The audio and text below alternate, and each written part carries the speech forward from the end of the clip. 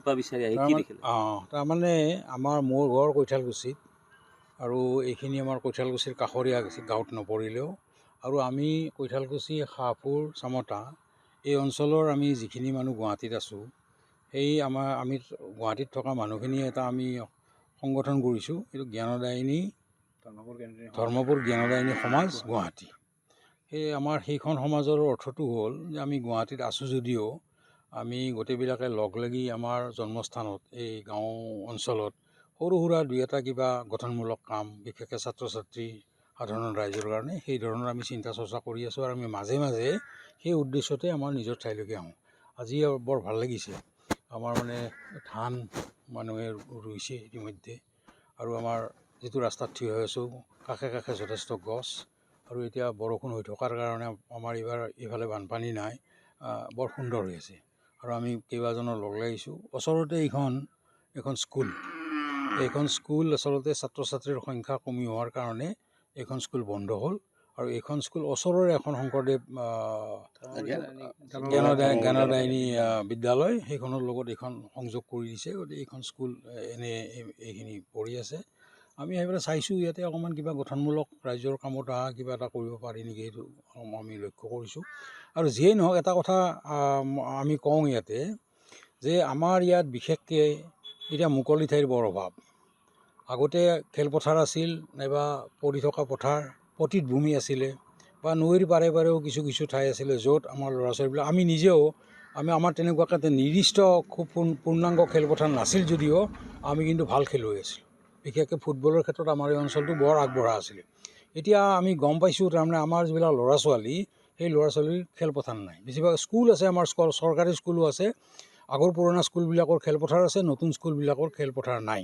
গতিকে আমি ইয়াতে দেখিছোঁ যে খেলা ধূলা দৌৰা এইবিলাক যিবিলাক আমাৰ সাধাৰণতে স্বাভাৱিক ব্যায়াম সেই ব্যায়ামবিলাক ইয়াতে নহয়, এইকাৰণে যে পূৰ্ণাংগ তেনেকুৱা ধৰণৰ সুবিধা নাই। আৰু ইয়াতে আমি দেখিছোঁ আমাৰ ইয়াৰে ল'ৰা ছোৱালীবিলাকে বিশেষকৈ প্ৰতিৰক্ষা বিভাগ বা অন্যান্য বিভাগত যেতিয়া চাকৰি বিচাৰি যায় তেতিয়াতো অলপমান শাৰীৰিক ব্যায়ামৰ কথা থাকে, অলপমান দৌৰিব দিয়ে, জঁপিয়াব দিয়ে। এইবিলাক আমাৰ ল'ৰা ছোৱালীবিলাকে অন্য ক্ষেত্ৰত চব ঠিকে আছে, কিন্তু শাৰীৰিক ব্যায়ামৰ ক্ষেত্ৰত আমাৰ ল'ৰা ছোৱালীখিনি পিছপৰা। গতিকে ইয়াতে আমি অলপমান সৰু সুৰা খেলপথাৰ, ইয়াততো আৰু বৃহৎ এখন খেলপথাৰ কৰাৰ সুবিধাও নাই বা তেনেকুৱা ধনৰো প্ৰয়োজন, সৰু সুৰা খেলপথাৰ কৰিব পাৰি নেকি। তাৰপিছত আমাৰ ইয়াতে ক্ষুদ্ৰ উদ্যোগ, যিটো থলুৱা উদ্যোগ, ঘৰুৱা উদ্যোগ, বাঁহ বেত নাইবা ঘৰুৱা অন্যান্য বহুত ধৰণৰ শিল্পৰ ইয়াতে আমাৰ এটা সুন্দৰ পৰম্পৰা আছে। এতিয়া আমাৰ কৈঠালকুছিৰ আশে পাশে ইয়াতে মাকৰাপাৰ বুলি যিখন ঠাই আছিলে তাতে আমাৰ এজন বিখ্যাত, তেওঁতো ভাৰত বিখ্যাত আছিলে, তেওঁ বাঁহৰ কাম কৰিছিলে, তেওঁ বাঁহৰ ৰেলগাড়ী কৰিছিলে, দধি পাঠক, তেওঁ মানে আমাৰ ব্ৰহ্মপুত্ৰৰ দলং বাঁহৰ কৰিছিলে, তেওঁ বাঁহৰ এখন চাইকেল কৰিছিলে, তেওঁ যিটো চোলা পিন্ধিছিলে বাঁহৰ, জোতা জোৰা বাঁহৰ, আনকি তেওঁৰ দাঁত দুটা সৰি পৰিছিল, তাত বাঁহৰ দাঁত লগাই লৈছিলে, তেওঁ বিখ্যাত। গতিকে আমাৰ এই বাঁহৰ যিটো শিল্পৰ ইয়াত পৰম্পৰা আছে সেইটো পৰম্পৰাকো আমি অলপ আগুৱাই নিব পাৰোঁ, অলপমান সেই ধৰণৰ ব্যৱস্থা কৰিব লাগে। গতিকে আমি এই ঠাইৰ বাসিন্দা হিচাপে আৰু আমাৰ ইয়াতে কোনো কৃত্ৰিমতা নাই, এক নম্বৰ আমি কোনো এটা কৃত্ৰিম নাইবা কিবা এটা প্ৰদৰ্শন কৰা আমাৰ নাই, আমাৰ কোনো ৰাজনৈতিক ভেটি নাইবা ৰাজনৈতিক ভিত্তি নাই, উদ্দেশ্য নাই, কিন্তু আমি সামাজিকভাৱে সমাজে এটা ৰাজনৈতিক পৰিৱেশত আছে, আমিও সেই ৰাজনৈতিক পৰিৱেশতে আছোঁ। আমি কিন্তু অৰাজনৈতিকভাৱে আমাৰ ইয়াতে খাপ খোৱা ধৰণৰ আজিকালি ছাষ্টেইনেবল ডেভেলপমেণ্ট বুলি এটা গোটেই পৃথিৱী জুৰি এটা মানে ধাৰণা এটা আহিছে, যিটো ডেভেলপমেণ্ট মানে কি যিকোনো ডেভেলপমেণ্টেই আমাৰ থলুৱা মানুহৰ কাৰণে ঠাইৰ কাৰণে উপযোগী নহ'ব পাৰে। উন্নয়নটো আমাৰ মানুহৰ কাৰণে আৰু আমাৰ স্থানীয় যিটো পৰিৱেশ তাৰ লগত মিলা উন্নয়ন, ছাষ্টেইনেবল ডেভেলপ, আমি সেইটোৰ পক্ষপাতী। গতিকে আমি লক্ষ্য কৰি থাকোঁ গুৱাহাটীত থাকিলেও যাতে আমাৰ ইয়াৰে উন্নয়ন, কৃষিৰ উন্নয়ন, মৎস্য পালনৰ উন্নয়ন, বৃক্ষৰোপণৰ যোগেদি উন্নয়ন, পশুপালনৰ যোগেদি উন্নয়ন, এইকেইটা উন্নয়নৰ প্ৰতি আমি খুব দায়বদ্ধ আৰু আমি মনত ভাবি থাকোঁ এইবিলাক ক'ৰবাত উন্নয়ন কৰিব পাৰি নেকি। আৰু সেই উদ্দেশ্যে আমি আহিছিলোঁ, আমাৰ গোটেই সতীৰ্থসকল ইয়াতে আছে, আমি সেই উদ্দেশ্যে আহি অকণমান ঠাইবিলাক চালোঁ ক'ত কেনেকুৱা ধৰণৰ কাম কৰিব পাৰি। আৰু লাহে লাহে আমি আমাৰ প্ৰশাসন আছে, প্ৰশাসনৰো ওচৰ চাপিব লাগিব। আমাৰ গাঁওবিলাকত প্ৰথমতে আচলতে আমি ক'ত কি কৰিব খুজিছোঁ তেখেতসকলৰ লগত আমি বহি পেলাই, আৰু এটা কথা আছে, সদায় থলুৱা মানুহ, তেওঁলোক কিমান শিক্ষিত কিমান অশিক্ষিত কিমান জানে নাজানে কথা নহয়, কিন্তু তেওঁলোক এটা কথাৰ কাৰণে খুব সন্মানীয় যে তেওঁলোকে আমাৰ এই গাঁওখনৰ প্ৰহৰী হৈ আছে, আমি কিন্তু গুচি গ'লোঁ, তেওঁলোকে গাঁওখনত প্ৰহৰী হৈ থাকি গাঁওখনৰ ঐতিহ্য মৰ্যাদা ৰক্ষা কৰি আছে। মই সেইকাৰণে গাঁৱৰ খেতিয়কে হওক বা যিয়ে নহওক মই শ্ৰদ্ধা কৰোঁ এইকাৰণে তেওঁলোকে আমাৰ সংস্কৃতি ৰক্ষা কৰি আছে।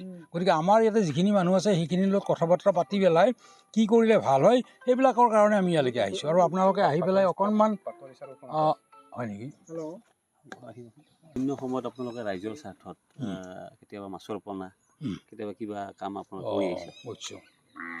তাৰমানে এটা কথা হৈছে আমাৰ ইয়াৰে যিটো পৰিৱেশ, আমাৰ এফালে কানাইঘুণ্ডা নদী আছে, এফালে বুঢ়াদিয়া নদী আৰু অলপমান দূৰত মৰাপাগলাদিয়া। আমাৰ এইখন তিনিখন নৈয়ে তৈয়াৰ কৰা সমভূমিত আমাৰ মানুহে খেতি বাতি কৰি ইয়াতে আছিলে আৰু এই মাছ পুঠিৰে উভৈ নদী আছিল। কিন্তু আমাৰ গোটেইকেইখন নদীত এতিয়া মাছ নাই। মাছ নোহোৱাৰ কাৰণ বহুত, তাৰ ভিতৰত এটা কাৰণ হ'ল পানীবিলাক প্ৰদূষিত হৈছে আৰু এই ভূটান সেইবিলাকৰ পৰা পানী চানী আহি আমাৰ মানে গোটেই বিল খালবিলাক এইবিলাক বহুত ক্ষেত্ৰত নষ্ট হৈছে। গতিকে আমি এইবাৰ দেখিলোঁ যে আমাৰ বুঢ়াদিয়া নদীখন মাছৰ কাৰণে বিখ্যাত আছিল আৰু বুঢ়াদিয়া এতিয়া মাছ নোহোৱা হ'ল। আমি প্ৰায় 30,000 মাছ থলুৱা মাছ নদীখনত এৰি দিছোঁ। তাৰপিছত আমাৰ লাহে লাহে আমাৰ যিহেতু ৰাজহুৱা ঠাই নাই, সমূহীয়া ঠাই নাই, গতিকে আমাৰ গছ গছনিৰ সংখ্যাও আমাৰ ইয়াত কমিছে। বাৰীবিলাকত ঠিকে আছে, নিজৰ আমাৰ মানুহবিলাক মানে গছ গছনি প্ৰিয়, তেওঁলোকৰ পিছফালে যাৰ বস্তুটো ডাঙৰ তেওঁলোকে সুন্দৰ বাৰী এখন কৰি আছে। কিন্তু আমাৰ এনে সমূহীয়া যি আমি সৰু হাবি বা তেনেকুৱা ধৰণৰ আগতে আছিলে, আজিকালি নাই।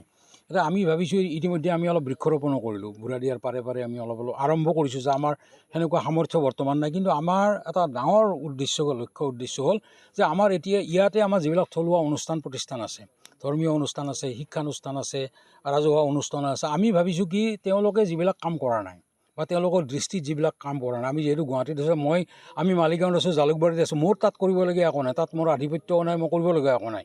কিন্তু আমাৰ জেগাত আমি অলপ চিন্তা কৰি 2 এটা কাম কৰিব পাৰোঁ। সেই ধৰণে আমি ইয়াতে যিবিলাক কথাৰ প্ৰতি মানুহৰ দৃষ্টি আকৰ্ষণ হোৱা নাই বা তেওঁলোকে যিবিলাক কথা হয়তো গুৰুত্ব দি পেলাই কাম কৰা নাই, সেই কথাবিলাক উলিয়াই লৈ যিবিলাকে কাম কৰি আছে তাত আমি হস্তক্ষেপ কৰাৰ কোনো প্ৰশ্ন নাই, তেওঁলোকে ভাল কামেই কৰি আছে। আমি কিন্তু যিবিলাক কাম কৰা হোৱা নাই বা কিন্তু দৰকাৰী, আমাৰ যেনেকুৱাকৈ খেলপথাৰৰ কথা ক'লোঁ, সেই ধৰণৰ কাম যদি আমি ইয়াতে কৰিব পাৰোঁ ভাল। আৰু সেইটো উদ্দেশ্যৰে আমি আজি আহিছিলোঁ।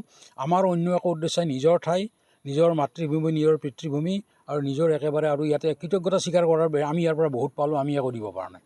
আমি ক'ৰবাত অলপমান কিবা সহায় কৰিব পাৰোঁ নেকি সেই আশাত ইয়ালৈকে আহিছোঁ। আৰু মই ভাবোঁ অসমৰ বিভিন্ন ঠাইৰ মানুহে আজি আমাৰ যে বানপানী এইবিলাক যে ঘটনা হ'ল, এইবিলাক ঘটনা হ'ল আমাৰ গ্ৰাম্য এলেকাবিলাক, নৈপৰীয়া এলেকাবিলাকত আমি যিটো গুৰুত্ব দিব লাগে পৰিকল্পনা কৰিব নকৰাৰ কাৰণেই বানপানী।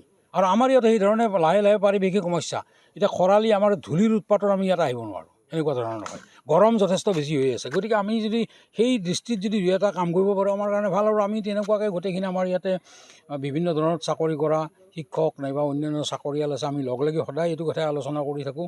আৰু আমি ভাবোঁ আমি অলপমান কিবা ধনাত্মক ৰাইজৰ কামত অহা, পৰিৱেশৰ কামত অহা কাম কৰিব পাৰিম। স্থানীয় বিধায়ক আচলতে আমাৰ চন্দ্ৰমোহন পাটোৱাৰী আমাৰ তেখেত আমাৰ বিধায়ক। চন্দ্ৰমোহন পাটোৱাৰীয়ে প্ৰতি ঘৰ মানুহক জানে আৰু প্ৰতিটো অঞ্চল তেওঁ জানে। আৰু তেখেতৰ ওচৰত যদি এইবিলাক কথা লৈ যোৱা যায়, কৰিব কি পাৰে নোৱাৰে এটা বেলেগ কথা, কিন্তু সঁহাৰি তেওঁৰ ভাল আৰু তেওঁ কথাটো লগে লগে। আমি যদি কিবা এটা ইয়াৰ এটা কথা কওঁ, প্ৰসংগ লৈ পেলাই বোলে আমি নদলাত এনেকুৱা ধৰণৰ এটা কাম কৰি, তেওঁ লগে লগে কথাটো বুজি পায়। আৰু আমি ভাবিছোঁ আমি যিখিনি অলপ কাম কৰোঁ বুলি ভাবি, আমি কিন্তু আমাৰ সংগঠনটো অৰাজনৈতিক, আমাৰ প্ৰত্যেকৰে ৰাজনৈতিক দৃষ্টি থাকিব পাৰে, কিবা থাকে, আমি কিন্তু আমাৰ তাতে কিন্তু আমাৰ কোনো দলীয় ৰাজনীতি আমি নাই। নাথাকিলেও আমাৰ যিজন প্ৰতিনিধি, সেই প্ৰতিনিধিৰ আমি সহায় ল'ব লাগিব আৰু তেখেতৰ পৰা আমি সহায় ল'ম বুলি ভাবিছোঁ। যদি তেখেতে সঁহাৰি জনায় আৰু সঁহাৰি জনাব বুলি মোৰ বিশ্বাস। আৰু আমি যিখিনি কাম কৰিব লৈছোঁ সেইখিনি ৰাইজৰ উপকাৰৰ, আমাৰ ব্যক্তিগত ইয়াত কোনো ধৰণৰ স্বাৰ্থ নাই, ৰাইজৰ উপকাৰত অহা যদি হয় আৰু তেখেতে সহায় নকৰাৰ কোনো প্ৰশ্ন নাই। আৰু এবাৰ দুবাৰ কথা পাতোঁতে তেখেতে সহায় কৰিম বুলি কৈছে, তেওঁৰ সঁহাৰিটো আমাৰ কাৰণে ইতিবাচক। যিকোনো খবৰৰ বাবে যোগাযোগ কৰক 9181 307 221 আমাৰ এই নম্বৰত।